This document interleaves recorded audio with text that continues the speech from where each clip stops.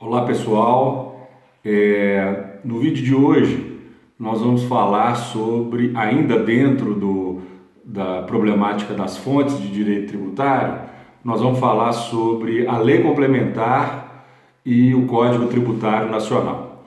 Bom, a Lei Complementar, ela foi instituída no ordenamento jurídico brasileiro pela emenda constitucional número 18, emenda esta que alterou a Constituição de 1946. Essa emenda ela é de 1965, ela fez parte de uma grande reforma do Estado na época e desde então o ordenamento jurídico brasileiro passou a adotar esse tipo de norma.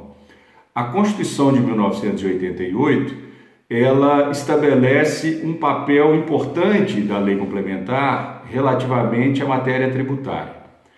Há uma previsão no artigo 146, de 3 situações onde serão exigidas a utilização da lei complementar. Primeira delas é a solução de conflito de competência tributária, no inciso 1 do artigo 146. O que significa isso? Significa que caberá à lei complementar dispor sobre, por exemplo, a amplitude, até que ponto que vai o exercício da competência de um ente em detrimento do outro. Vamos exemplificar esta hipótese. A União ela tem a competência para instituir o ITR, Imposto sobre a Propriedade Territorial Rural. O município tem competência para instituir o IPTU, Imposto Predial e Territorial Urbano, Bom, então definir o que é um imóvel urbano, o que é um imóvel rural, caberá à lei complementar, que no caso é o artigo 32 do Código Tributário Nacional, que eu sugiro a leitura por parte de vocês. Além da questão relativa à solução de conflitos de competência tributária, o artigo 146 estabelece a competência a necessidade, melhor dizendo, da lei complementar para a regulamentação das chamadas limitações ao poder de tributar. O artigo 150 traz como espécies de limitação ao poder de tributar os princípios e as imunidades. Então, a regulamentação dos princípios, a regulamentação das imunidades são matéria reservada à lei complementar. A título de exemplo, nós temos uma imunidade, que é a imunidade de entidades beneficentes de assistência social e de educação, está no inciso 6 do artigo 150. Esta imunidade, ela é regulamentada, ou ela foi regulamentada pela Lei 8.212, no seu artigo 55, que exigia, por exemplo, de entidades beneficentes de saúde, um percentual mínimo de atendimento de pessoas pelo Sistema Único de Saúde, o chamado SUS, Como ela é uma lei ordinária e não é uma lei complementar, e como há essa previsão constitucional da necessidade de lei complementar para a regulamentação de limitações ao poder de tributar, o Supremo Tribunal Federal, analisando o dispositivo, declarou a inconstitucionalidade do dispositivo, tendo em vista a invasão de matéria reservada à lei complementar por parte de lei ordinária.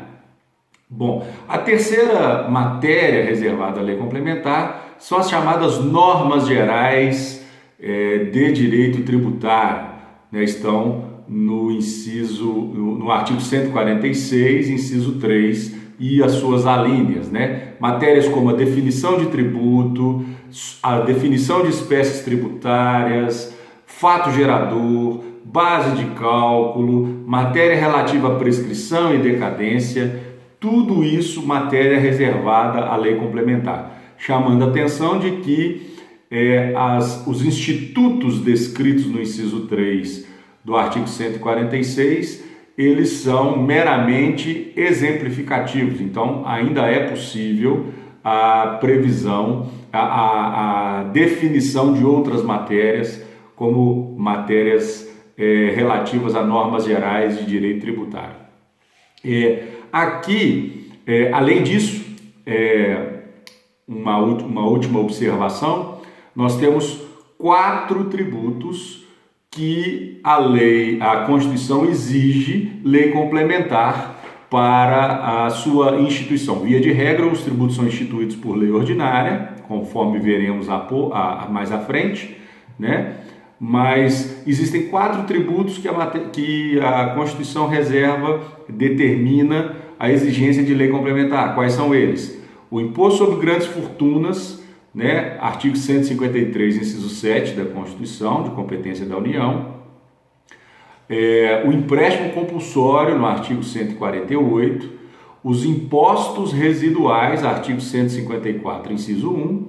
E as contribuições residuais, que estão no artigo 195, parágrafo 4º, né? Ou seja, 4 espécies tributárias que a Constituição exige lei complementar para a sua instituição. 2 questões importantes relativamente à lei complementar. O artigo 24 da Constituição, inciso 1, estabelece a competência concorrente da União e de Estados para a legislação, para a instituição de normas em matéria tributária. Como todos já estudaram, né, a competência legislativa concorrente, nos termos dos parágrafos do artigo 24, que eu sugiro a leitura, em princípio, reservada à União a instituição de normas gerais, aos estados, as instituição de normas específicas. Né? Aqui nós podemos considerar que a Constituição incorporou uma teoria do Hans Kelsen da existência de ordens jurídicas que convivem harmonicamente, né? Então, de acordo com Hans Kelsen, nós temos uma ordem jurídica total de toda a República, né? E essa ordem jurídica total, ela é regulamentada pela União, né? Com sua competência para a instituição de normas gerais.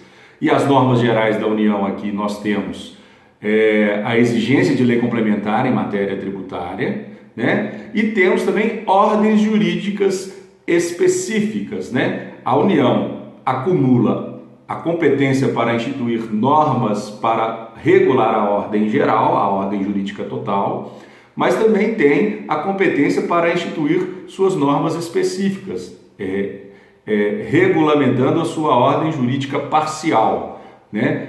Como, por exemplo, ao instituir os seus impostos, os seus tributos, a União se vale de lei ordinária federal para a instituição desses tributos, imposto de renda, IPI, ITR, como é o caso da Lei 9393 de 96.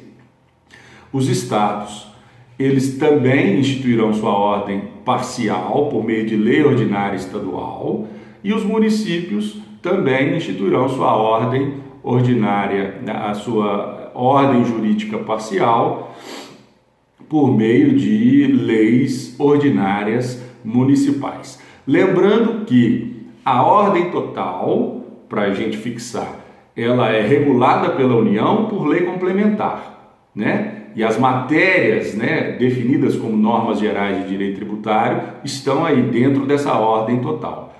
Os municípios e os estados, e a própria União, inclusive, não poderão invadir essa ordem total legislando de maneira diversa, né, ao instituir sua ordem parcial. Por quê?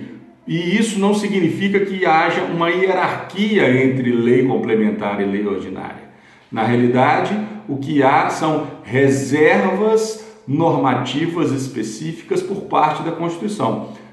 Algumas matérias reservadas à lei complementar, outras matérias reservadas à lei ordinária. E quando a lei ordinária invadir matéria reservada à lei complementar, ela não estará contrariando a lei complementar. O que ela vai contrariar a Constituição, porque ambas espécies normativas, tanto lei complementar quanto lei ordinária, se submetem ou encontram fundamento de validade, melhor dizendo, no texto constitucional. Espero que vocês tenham compreendido a explicação. Até a próxima.